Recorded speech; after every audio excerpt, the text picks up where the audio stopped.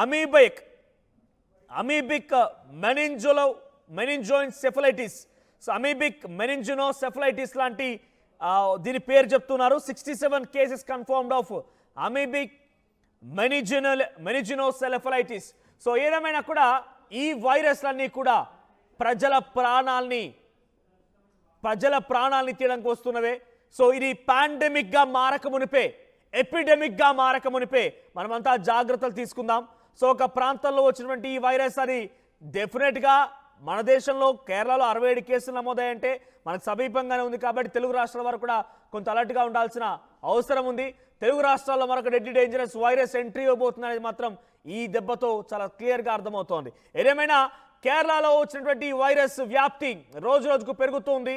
ఇప్పటి వరకు ఈ ఏడాది ఈ 9 నెలల కాలంలో 2025 నుంచి ఈ రోజున ఈ వార్త చెప్పే సమయానికి నేను చెప్తోంది ఇప్పుడు లేటెస్ట్ అప్డేట్.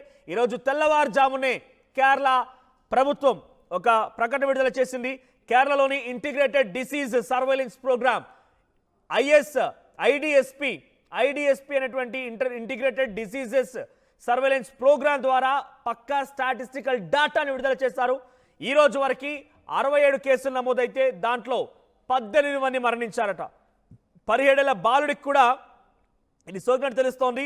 సో అక్కడ హెల్త్ మినిస్టర్ వీణా జార్జ్ ప్రజలకు ఏం చెప్తున్నారంటే స్విమ్మింగ్ చేసేటప్పుడు ఎక్కడ పడితే అక్కడ స్విమ్మింగ్ చేయకండి. ఇది మోస్ట్లీ వాటర్తోనే వస్తుందట, వాటర్ సోర్సెస్ ద్వారానే వస్తుందనేది మేము గమనించగలిగాము.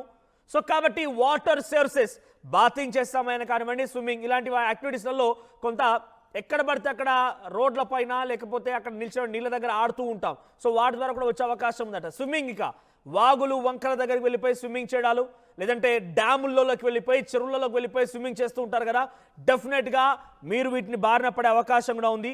సో తను ఒక వీడియోను కూడా విడుదల చేశారు తను. సో ఆ వీడియోలో చెప్తున్న మాట ఏంటంటే what preventive measures should be taken అనే రకంగా ఒక వీడియో విడుదల చేస్తే అమీబిక్ ఎన్సెఫలైటిస్ ఇది రాకుండా ఉండాలి, మెదడును మీ బ్రెయిన్ని తినకుండా ఉండాలి, brain eating deadly dangerous virus మీకు సోకకుండా ఉండాలంటే మీరు ఎక్కడ పడితే అక్కడ నీళ్ళతో స్నానం చేయకండి. సో స్నానం చేయడం మూలంగా బ్రెయిన్లోకి వెళ్తుందానంటే డెఫినెట్లీ మనకున్నటువంటి ఇయర్స్ కానివ్వండి లేకపోతే నోస్ కానివ్వండి ఏదో ఒక మార్గాన ఆ వైరస్ మన నోట్లోకి వాటర్ వెళ్తూ ఉంటాయి కాబట్టి అదంతా కూడా డైరెక్ట్గా బ్రెయిన్పై ఎఫెక్ట్ చూపిస్తుందట. సో అమీబిక్ ఎన్సెఫలైటిస్ దీన్ని బ్రెయిన్ ఈటింగ్ అమీబా కూడా చెప్తున్నారు. So amoeba brain eating amoeba infection caused by Naegleria fowleri ఈ సైంటిఫిక్ నేమ్స్ అన్నీ కూడా. సో దీని పేరు NF నైగ్లేరియా ఫ్లవెరీ. సో ఈ ఫ్లవెరీ సంబంధించి ఈ వైరస్ సోకడం మూలంగానే ఇదంతా జరుగుతోంది. అవన్నీ కూడా వామ్స్లా ఉంటాయంట.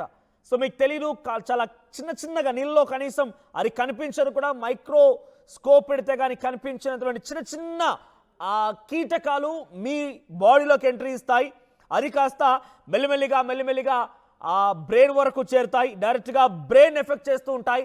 Either this can entry mostly by your nose అని అంటున్నారు. సో మీ ముక్కు ద్వారానే ఈ వైరస్ మీ బాడీలోకి చేరుతుందట.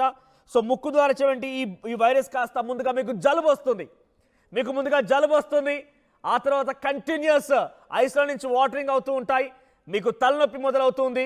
ఇక మీరు డెఫినెట్గా దీని బారిన పడినట్టుగానే భావించాలి. సో ఇప్పుడున్న సిచ్యువేషన్లో యాజ్ ఆఫ్ నో 2 తెలుగు రాష్ట్రాల్లో అయితే ఎటువంటి కేసులు నమోదవలేదు. బట్ బీ అలర్ట్, కొంచెం జాగ్రత్తగా ఉండండి.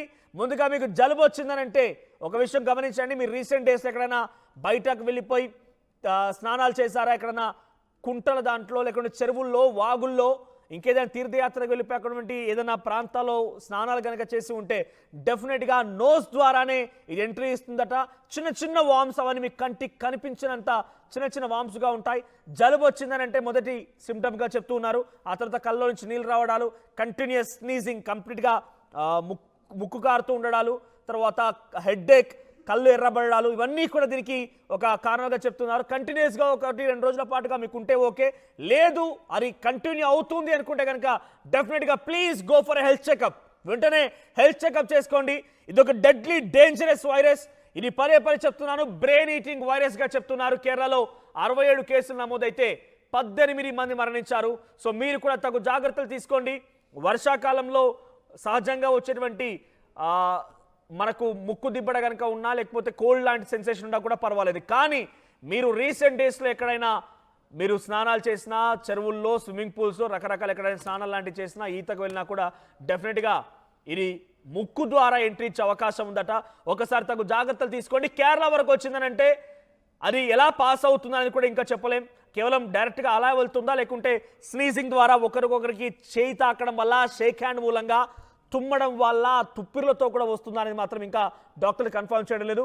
So please wear your mask. మళ్ళీ స్టార్ట్ చేయండి. ఇక మాస్క్ ధరించండి, తగు జాగ్రత్తలు తీసుకోండి, హ్యాండ్ శానిటైజ్ చేసుకోండి. ఒకవేళ అటువంటి సిమ్టమ్సే కనుక ఉంటే మిమ్మల్ని మీరు ఐసోలేట్ చేసుకోండి. డాక్టర్ల సలహా సూచన మేరకు ముందుకు వెళ్ళండి. సో ఒకవేళ మీకు కంటిన్యూస్ కనుక 1-2 రోజుల కంటే మినహా ఎక్కువ, 1-2 రోజుల కంటే ఎక్కువగా మీకు ఈ రకంగానే కంటిన్యూ కనుక అవుతున్నట్టయితే డెఫినెట్గా డాక్టర్ని సంప్రదించండి. మీరు తగు టెస్ట్ తీసుకోవాల్సిన అవసరం కూడా ఉంటుంది. సో బ్రెయిన్ ఈటింగ్ వైరస్ మీ బుర్రని పాడు చేసుకోకండి. మీ బుర్రని తినక మునిపే, ఆ వైరస్ వచ్చి మీ బుర్రని తినక మునిపే తగు జాగ్రత్తలు తీసుకోవడం బెటర్. సో మీలో ఎవరికైనా ఇటువంటి సిమ్టమ్స్ ఉంటే కామెంట్ చేసే ప్రయత్నం చేయండి. డాక్టర్ దగ్గర వెళ్ళి ట్రీట్మెంట్ తీసుకోండి.